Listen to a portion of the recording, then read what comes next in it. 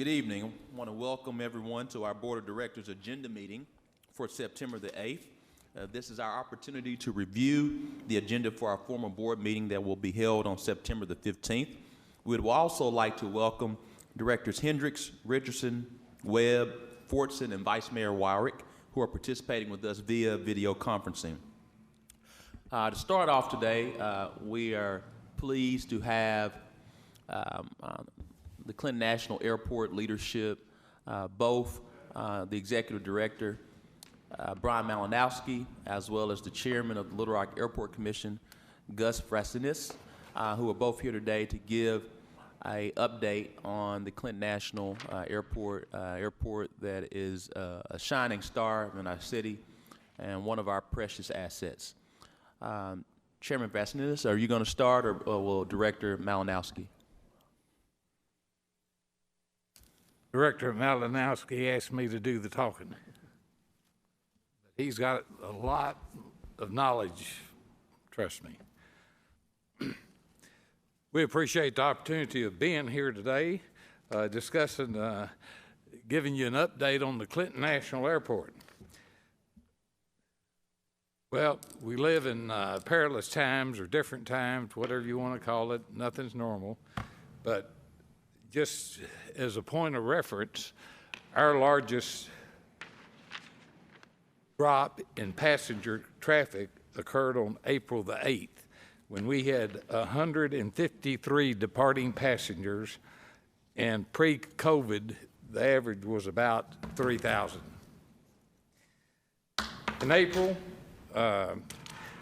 we were down 93%. Basically had 6,000 passengers. In 2019, we had 89,000 during that month. The average number of passengers on the flights in April was 13. Now, things have changed somewhat. In August, our departing passengers, we had 39,945 that actually were on departing flights. And that's down from 94,000 a year before. So that's 57%. Mm-hmm. And the numbers of passengers per flight increased as well. That went up to 54. Our current daily departures is 23. Pre-COVID, it was 42. And we have a commission meeting next Tuesday, and you'll hear that our current flights are 22. One of the airlines temporarily suspended one of the flights, so don't want you to read the paper next week and say we gave you bad information. We still have several cities that we're flying direct to: Chicago, St. Louis, Charlotte, Atlanta, Houston, Dallas, DFW, Phoenix, and Denver. But there are 4 destinations that we had pre-COVID nonstop: Detroit, Washington National, Houston flight by Southwest, and a Las Vegas flight by Southwest. Now, these are not permanently canceled. They're just temporarily suspended, and we have high hopes as the traffic increases, those will be reinstituted. As far as our financials, through July the 31st, our operating revenue was $14.9 million, down 28% from a year ago. $13 million reduction in operating revenues projected for 2020 as compared to 2019. We were awarded, the airports, as you know, come under a lot of scrutiny of the FAA. We were awarded $25.1 million in a CARES Act grant that will be utilized over the next 2 years. Most commercial service airports have high bond debt.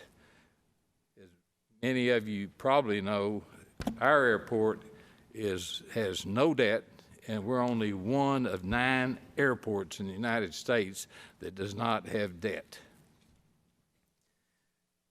We've taken a lot of steps to protect the passengers and the employees, use of electrostatic disinfectant in gate areas after departures, increased cleaning of frequent contact in high traffic areas such as the escalators, elevators, restrooms, TSA checkpoint. The FEMA one day, 3 or 4 months ago, sent us 105,000 masks, which was a pleasant surprise. So they're available for anybody that shows up at the airport without a mask. We do have some of our employees working remotely.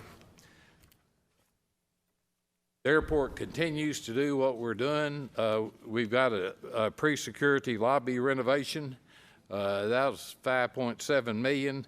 It's updated finishes around new escalators and elevators, restaurant renovation, new waiting area for arriving passengers, and new public meeting rooms. In a pre-security lobby renovation, we've gotten 2 large format video walls. One has a arrival message from our mayor, and there's also a large video wall as you go up to the escalators. We have new signage outside. We've replaced 124 overhead and ground level directional signs, and if you've been out there lately, you'll see them. We are in the process of replacing the new jet bridges at gates 6, 9, and 12. We had previously replaced 5. We have a total of 12 gates, so we have 4 to go after this round. 2 of them belong to an airline, so that'll take a little negotiating to get that worked out. We're continuing the work on what we call the airside. We've rehabilitated 37 acres of the original concrete tarmac, and that was at a cost of $9.9 million. And we are just now starting to rebuild taxiway Charlie, which will parallel the west runway, and it'll take all those high-speed turnoffs. The safety deal now is when a plane gonna get off the runway, they need to do a 90-degree turn. So this is a $60 million project that we're just now embarking on. And there's other good news. We do have a lot of property out there. The old Hawker Beechcraft area, Kiewit, which is the prime on I-30 crossing, they have leased for 5 years the 22,000 square foot building 100 there. And the mayor was with us 6 weeks ago when SCA Pharma has leased the former Southwest Airlines Reservation Center. That's 42,000 square feet. They're going to, on their own, going to add on to it by 20,000 square feet. It's 175 new jobs. And over the course of the next 20 years, the airport will benefit to the tune of about $12 million. So we've got a lot of opportunities out there, and we're doing our best. We work with our friends across the street at the port, and I think there's synergy between what's going on at the port and the opportunities that we have at our airport because of all the ground that we have. We all know that drones and that kind of thing will be the new deal, and the FAA's got certain rules on those, and we'll probably be in the mix, as companies start putting facilities out there to handle deliveries with drones. Other than that, I'm an eternal optimist. I think we got a rosy future out there. If you have any questions, Brian or I are available to answer. Any questions from board members before I give comments? No questions? Well, first, Chairman and Director Malinowski, just want to thank you so much for taking time out of your busy schedules to provide this update to the City Board. We are grateful for the Clinton National Airport.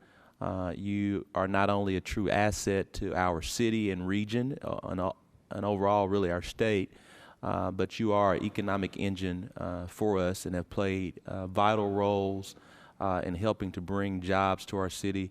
It's always a pleasure to visit with you all and work on different deals, and tip my hat to Brian being able to really bring in a number of different companies in such a short tenure, and being the full time executive director, particularly with SCA Pharmaceutical was actually originally it was an expansion from Ward 6 Director Wright. Their original location, or they still have a location off of John Barrow Road, and then expanded at the airport. So we were very grateful for that opportunity. So thank you so much for your time today. We look forward to continuing to partner with the Clinton National Airport as we bring more jobs and continue to be a safe and quality airport, not only for the city, region, and state. Thank you so much. Thank you for the opportunity. Thank you so much, Chairman. We'll now proceed to a presentation from City Director Kathy Webb in regards to the Paul Philia Charity Fund update. Director Webb. Thank you, Mr. Mayor. I just wanted to make sure that everybody saw the wonderful article in the Arkansas Democrat Gazette yesterday, and I want to give a special thank you to City Manager Bruce Moore and to some folks from Community Programs, Dana Dossett and Dwight Pridgeon. If you didn't see this article, this is a true example of how something really special can come out of something that maybe wasn't the best thing. When we had a task force put together several years ago to look at some of the ways we worked with homeless in the community, Derek was recommended for that task force by Mandy Davis at Jericho Way. And many members of the City Board of Directors helped Derek. We met him through that task force, but we got to know him. The Commission on Arts and Culture featured Derek at one of the poetry readings. His artwork has been shared at the Open Studios program for 2 years in a row. He's an incredibly talented person. And Bruce in particular has worked really hard over the last few months to help the city be involved. Derek is on his feet. He saved his money. He called us and wanted to donate $1,000 to start a scholarship fund so other folks could get back on their feet as well. And the Arkansas Community Foundation is holding the funds. We have a $10,000 match, and Bruce has worked, as I said, really hard, and we believe that we're going to be able to help a lot of people through the city's reentry program. We're going to look for candidates who also want to do what Derek is doing and paying it forward. And just as a final note, here's the address. If you want to contribute to this fund, we would be really appreciative. The toy truck that he's holding in the photo that's in the Democrat Gazette from yesterday, Director Hines gave me out of his office, and I think most everybody on the city board signed that truck before Derek went to trucking school. So again, big thanks to Bruce, Dana, and Dwight, and all of the city directors who helped Derek achieve some of his dreams. Thank you so much, Director Webb. Board members, are there any questions? We'll now proceed with the consent agenda. Are there any questions from items 1 through 8?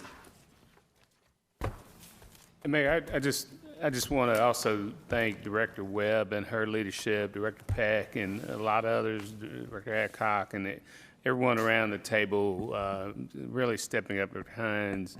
It really is a tremendous story, and for this young man to say, I want to give back so somebody can have the same opportunities I'm experiencing now is just a remarkable story. And I want to thank Director Webb for her leadership also. Totally agree. I really do appreciate you, Director Webb, and all that you've been doing with this ministry, and very grateful for it.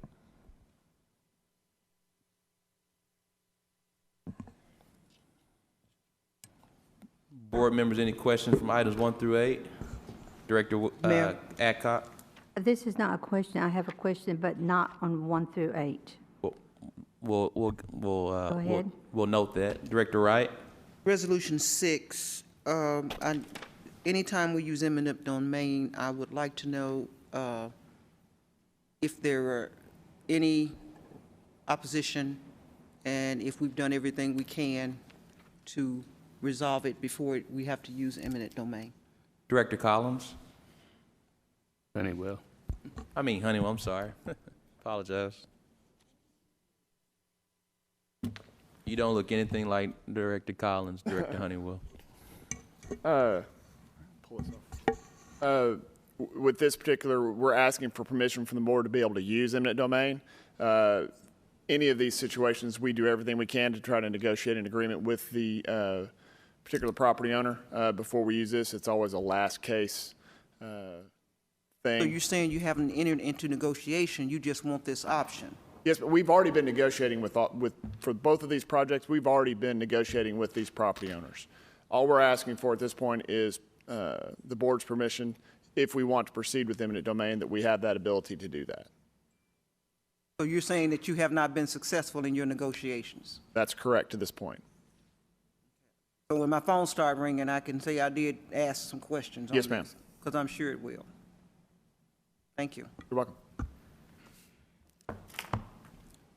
Any more questions from items 1 through 8?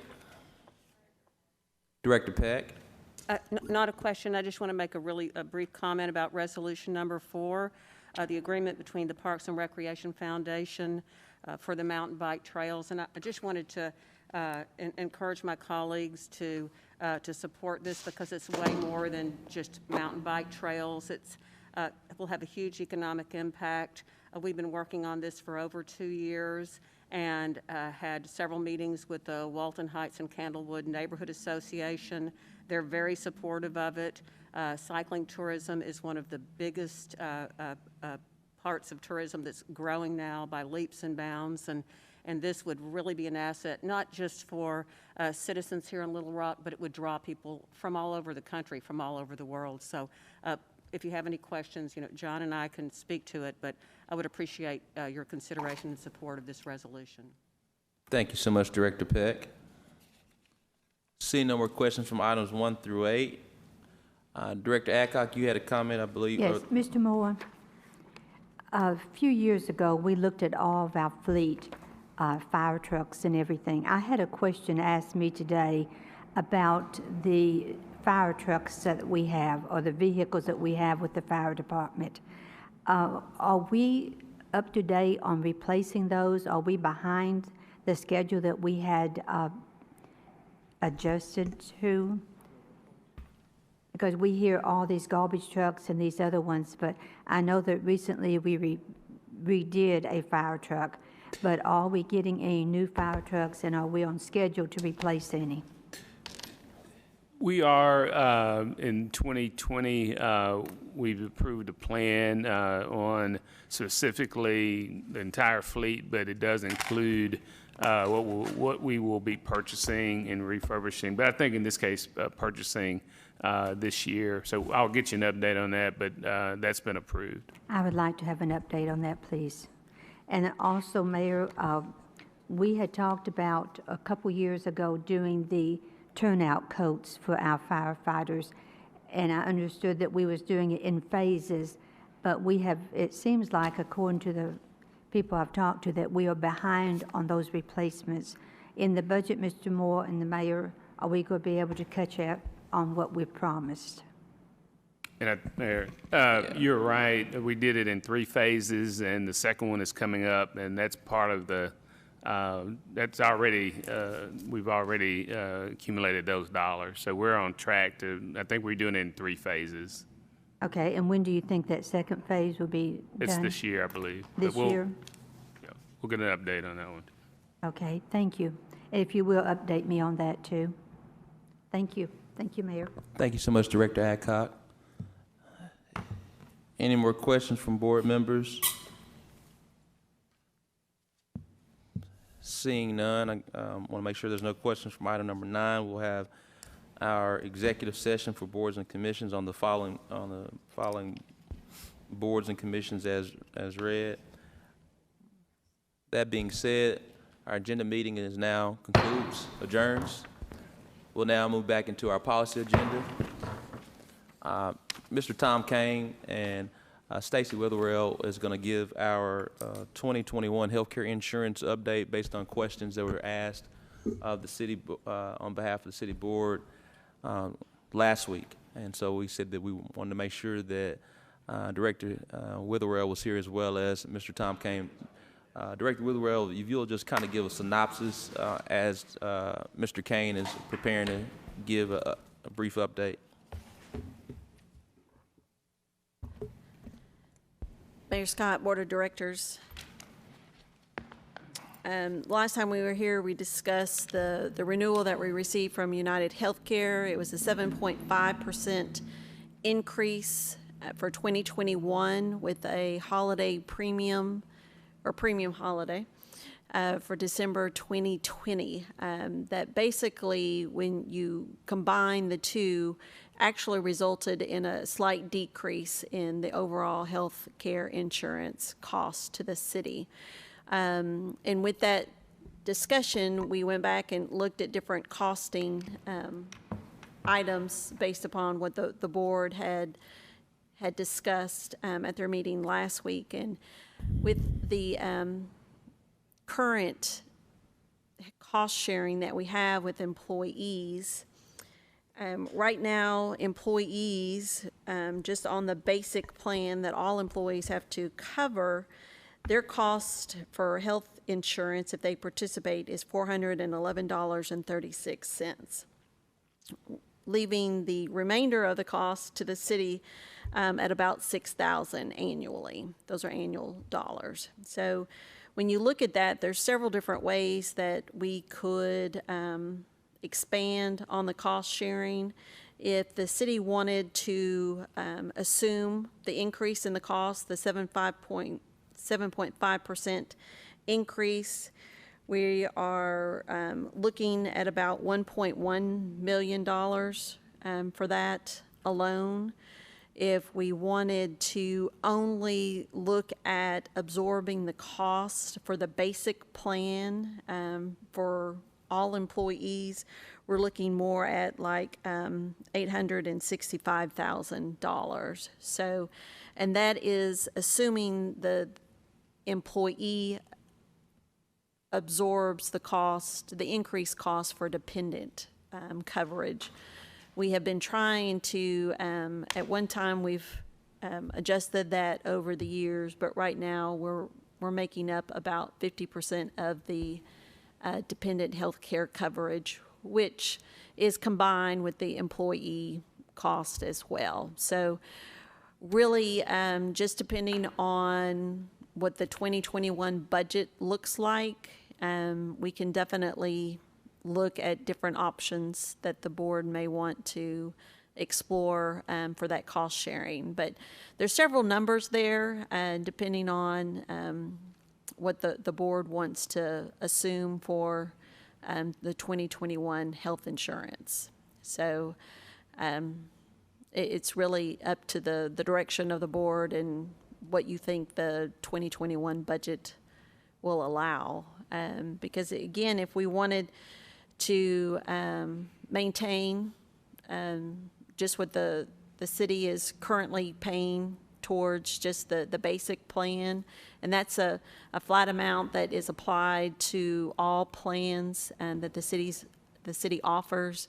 we can definitely do that, but if that does become too expensive, then we can look at what that cost sharing is for the dependent coverage or the base plans. But really, right now, an employee that participates in the health insurance pays $411.36, and with the 7.5% increase, that's going to increase by $473 annually.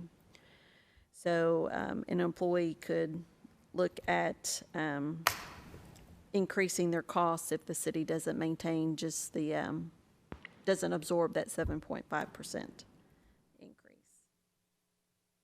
I'm sorry, it goes from $411 to $473. Mr. Kane?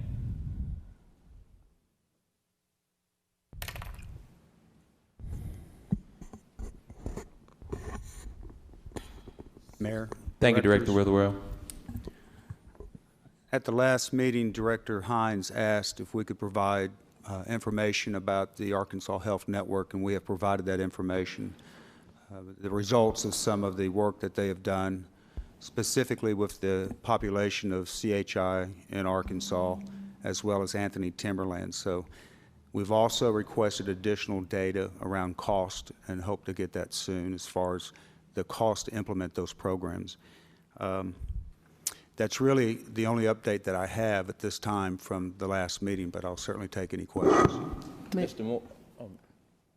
Moore, if you will make your statement to ensure that Mr. Kane kind of concurs, and then So we'll I go think the gist of the question from, I know Director Adcock and maybe Director Pierce, is that, okay, the city's going to get a reduction, call it a December, what's the term? Holiday, for lack of a better term. But so we won't pay that premium in December. And but by applying it, so we would be, the employees would be getting an increased cost, and the city would have an increased cost in 2021. But by doing it this way, as Stacy said earlier, our costs are actually reduced. So that means employee costs will be reduced. So that was sort of the gist of the question on last week.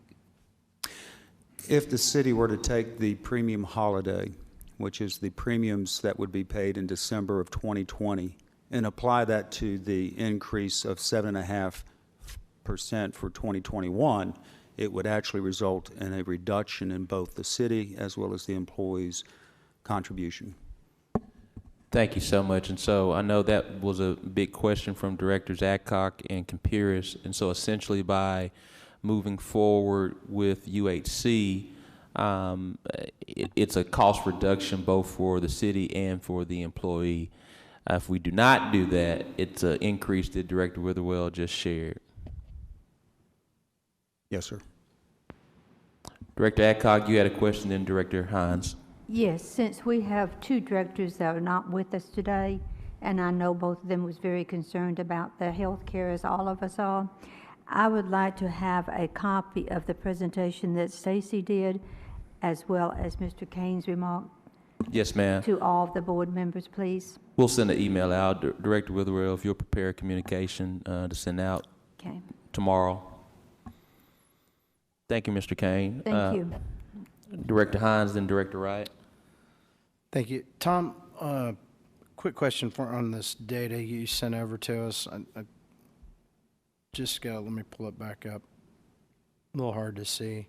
On the St. Vincent's chart that you gave us, it shows the projected total claims and then their actual claims for 3 years. And then it's like they out-projected their claims. So really, when you look at their actual total claims, they were about the same in 2017 to 2018, and then in 2019, their claims actually went up over previous year, correct? Is that what I'm seeing in that Yes, data? I Is that believe. because of population, a growth in their population of employees, or, it looks good on the front because they came under their projections, but then what you're continuing to see is a total increase in their total claims year over year, which you would expect to see, I think with outlying. Now on the Anthony Timberland's one, what's the acronym PEPM? Per member per month. Yeah, per employee per month. Per employee per month, okay. So, so they actually, that's kind of more the data I was looking to see what, so they actually spent, they see a year-over-year reduction in claims and what they spent per employee. Okay, all right. I just want to make sure I was reading those charts correctly. Thank you. Welcome. Director Wright. Yes, my question is for Ms. Witherell. You said $411 is what they pay annually now per employee, and you're saying that it would increase to $473 annually if we don't? Right. That's what the employee pays now, with the city paying $6,000, and just depending on what that cost-sharing decision gets made, that number's going to change. But when you look at the cost for employee base plan only, it goes up that $473. So it's either if the city wants to absorb it, then that's the increased cost for the employee-only plan, but if the decision was to share it, But that is an annual cost. You're not telling me that they're going to be increased by $473. Well, at this time, that decision hasn't been made. At this time, all we have are the premiums that UHC will bill us, Okay, and it will be up to the city to decide how that gets shared with the employee versus the city. Let me rephrase my question. If I'm a city employee and I'm single, I'm paying $411 a year right now. Correct. What you're saying, if, based upon decisions that we make, that could go up to $473. If you decided to push the total 7.5% increase to the employee. The reason I'm clarifying this, I thought you said it was going up by $473. And the annual premium. Not just that's incremental. Yeah. That's not that much. The annual premium is, so if the city wanted to absorb that for all employees, that's that $865,000 cost. I still don't think you understood why I asked the question, but I'm clear now Yeah, that. okay. It'll be a you're just talking about $62 increase. $62 difference, okay, because that's not the way I heard it at first. Okay, that's fine. Thank you. Thank you, Director Witherell. Any more questions from members of the board? Questions from members of the board? That being said, our policy meeting is now adjourned. I'd like ending at 33 minutes.